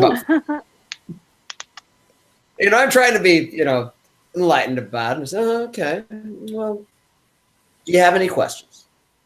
Like, no. Okay, let me rephrase this. Ask me an intelligent question about pornography and sex. No. Well, then I'm just going to start talking about sex to you until you tell me. And I start talking to him about how women's breasts in porn are larger than normal women's breasts. And the same applies to the male actors. So you shouldn't feel bad about yourself if you're doing any at which point he volunteered some questions. Yeah, I would too. In fact, I was ready to start giving you some, but you're ready to start asking questions too. And he asked a really cool question for a teenager. I was really proud of him. what if a girl wants to do it with you, but you don't like her that way? My response was, buddy, you're not going to have to worry about that. So funny you should bring porn up. Really? Episode 89, which is our most viewed episode, is actually titled How to Hide Porn on Your iPhone. Nice. And in the first 5 minutes, I explain how to hide porn on your iPhone. Okay. I haven't checked it recently, but the last time I looked, we had over 800 views. Okay. How does one hide? Actually, no. I'll go view the. Yeah. I tell you in the episode. It's probably In the first 5 minutes. I want to say, though, now it might be different because of the new operating system updates that we have. No, it still applies. Okay. Excellent. Maybe there are additional ways to hide it on your iPhone. Oh, I'm then. sure. I mean, I could definitely come up with more if that's what my viewership really wants, but I'd really like to stray away from that. Because in the old days, Jason, what we found out was that the titles that had porn-related things in them got really high views. Or UFC. Yeah. Funny story about the UFC also. I was watching the UFC 200 in the background of one of the podcasts, and I had put it in the title as, we're watching UFC 200. We got 400 hits in less than 25 minutes. It's because people thought I was live broadcasting the UFC, which I wasn't because I'm not that stupid. Interesting. That works. Yeah, it was our fastest, highest viewed show, but people figured it out pretty quickly that I was not broadcasting the UFC. Some pretty high bounce rate, but yeah. Oh, and yeah, nobody stuck around for more than a minute or two. Yeah. UFC porn podcast, episode 102. UFC and porn, episode 1. We watch both live on the air. Excellent. That's a great wrestling move. Which one are you talking about? I'll let you get.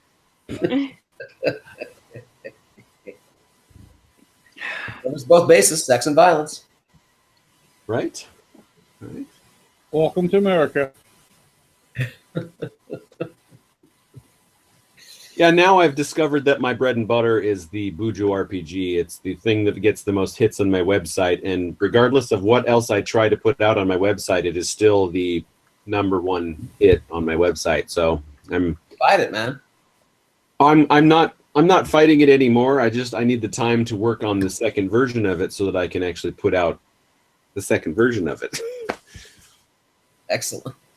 Where did that come from? That's one of the things. Yeah. What else? And the first version I developed as I was going. So I created all the rules and stuff as I was going, and I tweaked things until they kind of worked, and then I released it to the world, and then bulletjournal.com did an article about me, and I was like, I got 1,000 hits in one day. Nice. Wow. Yeah, and for some reason when our websites went down and when the backup came back up, my highest hit day was like 800. So that was like 2 or 3 days later, but I'll still take it. Yeah, that's still impressive. I wonder if my dad ever noticed anything. Well, I warned him, and he didn't. I said, you might see a lot of hits in the next couple of days. He's like, yeah, what the hell is going on? My dad is our server. Yeah. Nice. Yeah, so my viewership it spiked, and then it slowly started arcing back down, and I got a level number. I mean, it kind of goes up and down here and there depending, but like people are constantly newly discovering it, so they keep going to the website, and That's cool, man. And I know this because they keep asking me questions, because I've asked people, if you have a question or you want something clarified or maybe you want to give a suggestion, email me, and I respond to everything. Very cool. I expected a big bump after Fear the Boot, but I mean, it went up like 50%, and then it died down like the very next day. I was very disappointed. Yeah, the Booters have a big, good following, but they don't often follow those show notes as much as with some other media. Although that's true of podcasts in general, as far as I've been able to tell, because if you see a mention of a website in a blog post, hell, you click on those links accidentally sometimes. It's 3 a.m, wondering why you're reading about Sumerian mythology when you just wanted to look up the score of the game you missed. Right. But where it takes a lot more effort on a podcast to go ahead and follow the link.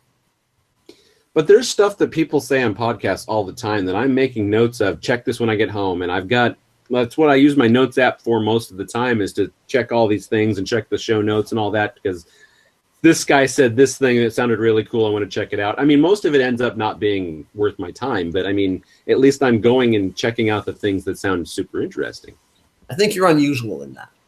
I often intend to do so, but by the time I get home, because I mostly listen to the podcast in the car, I've forgotten. That's why I write it down, because I will also forget it. You could tell me something, and then like my Japanese reference earlier today, I still don't remember what it was. I started off on it, and I just went off a cliff, and I just don't remember what it is. And I'm going to get a text from you at like 3 a.m, aren't I? Maybe. Dude! I just don't remember. I don't remember. Oh. Okay, nerd stuff. Have we read The Three Body Problem? What's the three body problem? Like as in the physics celestial, or is it the book? The book. No. Okay, The Three Body Problem by Cixin Liu. This is the best science fiction book I've read in the last 5 years. Oh, is it by that Chinese author? Yeah, it's the Chinese guy. It's the one of the most successful Chinese science fiction writers. It's his English language debut. Nice, I saw that. It's like if Neil Stephenson was Chinese. And it's a trilogy, about 1,500 pages worth of book, and I just cranked through them all in a weekend. I may have come across this by accident while I was looking for audiobooks to listen to when I ran out of podcasts. Okay, you might have. And it's amazing. There's a lot of spoilers, so I won't go too far into it, but it's huge ideas. The initial mystery that it sets up is that it's happening right about now, maybe five years in the future, right? And the physicists who are engaged in primary research, the ones who are figuring out what's going on, they start committing suicide. So what the fuck did they just find out? Okay. And then the rest of the books are what they found out and what happens to humanity when they find out. And the timeline is in the tens of millions of years. Wow. And the ideas are enormous. And because it's written by somebody who grew up in China with the Chinese narrative structures and in a Chinese culture with Chinese assumptions about how human beings behave and how societies behave,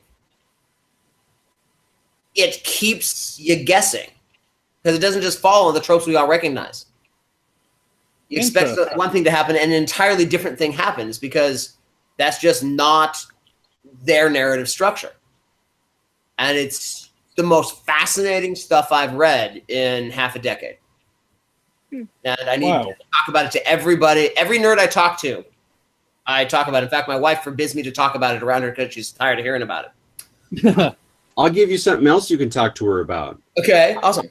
The audiobooks that I am totally into right now are Lit RPG, but I don't want to do the fantasy versions. I want to do the sci-fi versions. So I just finished listening to Bushido Online, and if you don't know what Lit RPG is, or if the people that are listening want to know, Lit RPG is where you are reading about someone who gets stuck in or voluntarily goes into some sort of virtual reality game, and that's the whole book. Oh, cool. Some of them get stuck, some of them just don't leave. Okay, I will check that out. That actually sounds really fun.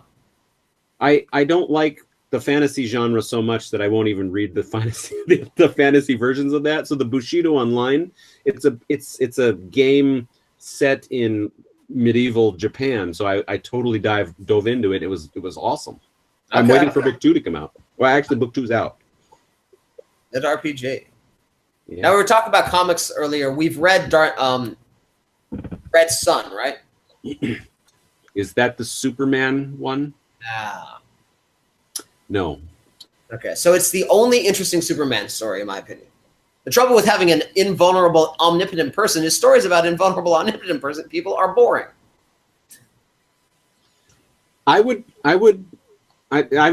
never read Red Sun, so I can't really speak to it, but I have read the Alex Ross version thingy, Kingdom Come. Okay. That I thought was a super interesting way to handle the characters too. Yeah, I haven't read that one, so I don't know. This is the only one I've experienced. And the basic idea is back when the shuttle landed, instead of landing in the American heartland, it landed in Ukraine. So a lawful good god grew up learning about truth, justice, and the Soviet way. Oh. And Lex Luthor ends up being president for life of the United States. And it just explores the mythology of Superman and what would happen. And it's really, because he's still lawful good, but he's a goddamn commie at the same time. And it's really interesting. It does sound interesting. Yeah. I've been a Marvel guy most of my life, and I don't like them rebooting the character or continuing to kill off and rebirth the characters or restarting their numbering all over and over again. So my Marvel universe is the cinematic universe, and I have moved to more independent things. And when Comic Cons come here, I buy independent creator books. I'm going to be asking these specific creators. As soon as I read this one, we can start with him. Or if Metal starts reading this one, we can start with him because he's ready to go. These are independent creators. I read a lot of the Image books now, where I checked out a lot of the Image books. The ones that really stuck with me is there's a guy writing God Complex. It happens in a world where certain people wear masks and they like super powered or they're like connected to the super internet or whatever, but it starts out with a triple murder, and a guy has to work with these gods to help figure out what actually happened because they can't figure it out on their own. So the 6th issue just came out and I'm super excited to read it.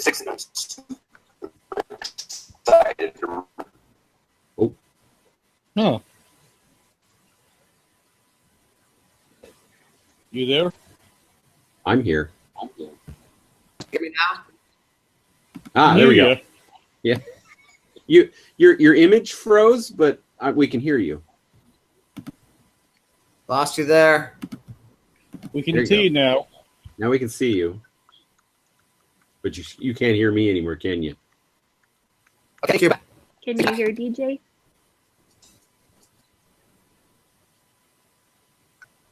Okay. Okay, I can hear you and see you now. Can you hear me? Ask him. Lost you there again. Okay. Okay, so I can't hear you. But that's okay. Can you?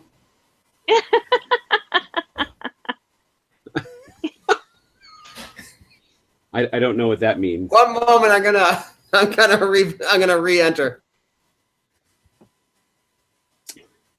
It should be the last time, everybody. It should be the last reboot because we got 7 minutes. We should excite my wife because in 7 minutes we can take pills and go to bed. Yay. I'm getting my Man, new... that feels like I walked through geriatric home with that comment. I'm listing my new dryer sheets online, so then I'm gonna go to bed. Nice. Good idea. There we go. And we're back. And that one was my fault. I went and chased a URL real quick, and it looks like that was more bandwidth than we could handle at the moment.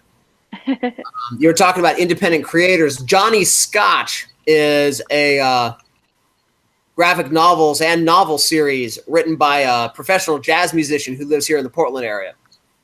And the character Johnny Scotch is a jazz trumpeter / either private eye or just asshole who likes to beat people up. I haven't figured out which yet. And he's kickstarting the most recent iteration. Okay. Yeah. Interesting. And, For that. and the author John Dover, aka Johnny Scotch, is he's a jazz trumpeter who plays a lot of venues here in the Portland area. So the next time he's on stage, I'll let you know. We'll go have some pints and heckle him. Well, I wouldn't say that I'm a super big jazz fan, but I will definitely go drink and listen to music. I often find I need to drink to enjoy jazz. I think I'm going to bring my AirPods and keep my hair over my ears. I'm going to love it too. Excellent. Yeah. I'm not a huge jazz wankery fan, because there's a lot of jazz that is just a couple of guys showing off for other musicians.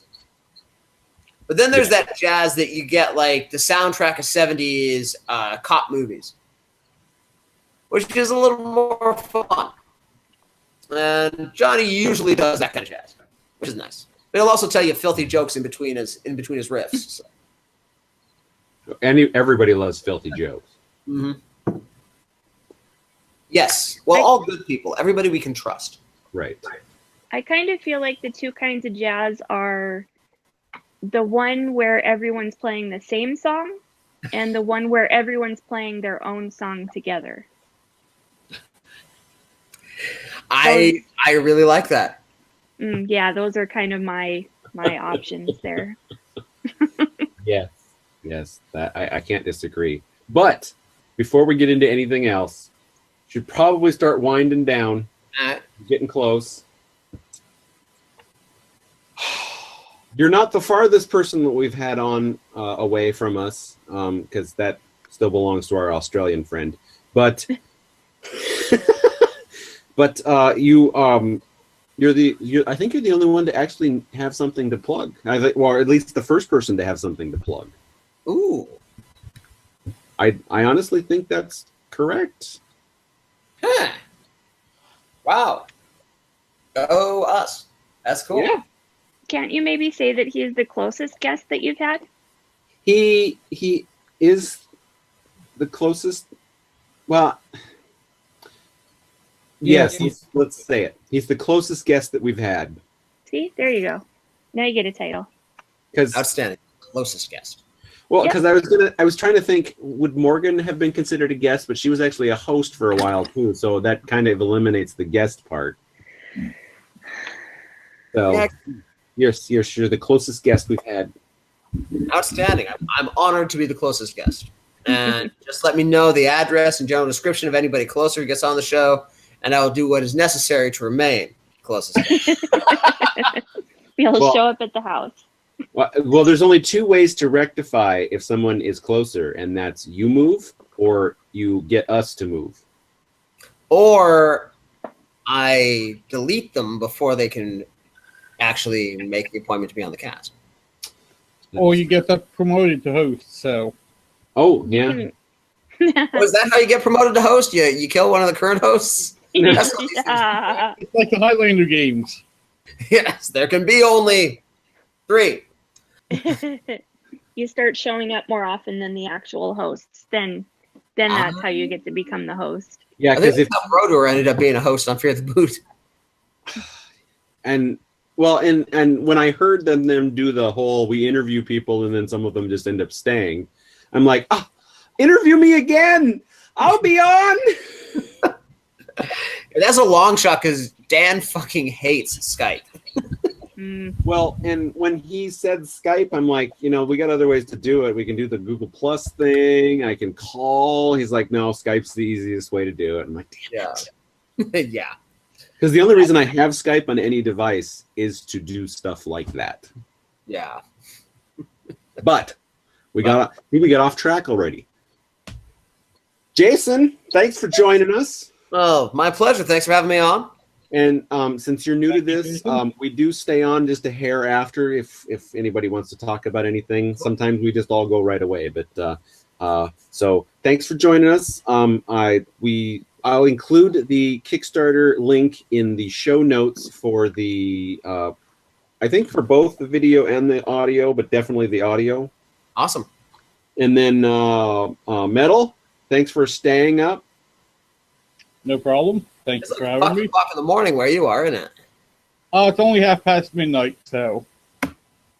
Yeah, when I started limiting these shows to 2 hours, and when we had longer shows, it would be like 3 a.m. He'd be like, "I gotta go to bed, people." Yeah, I got to be up in 4 hours. Yuck. All right, guys. And I'll probably bail out, too, because apparently I need to go be at this buddy of mine's house. That's right. But for the viewers and or listeners, because when this comes out on audio, we will see you next time. Yeah. Bye, everybody. Take it easy now.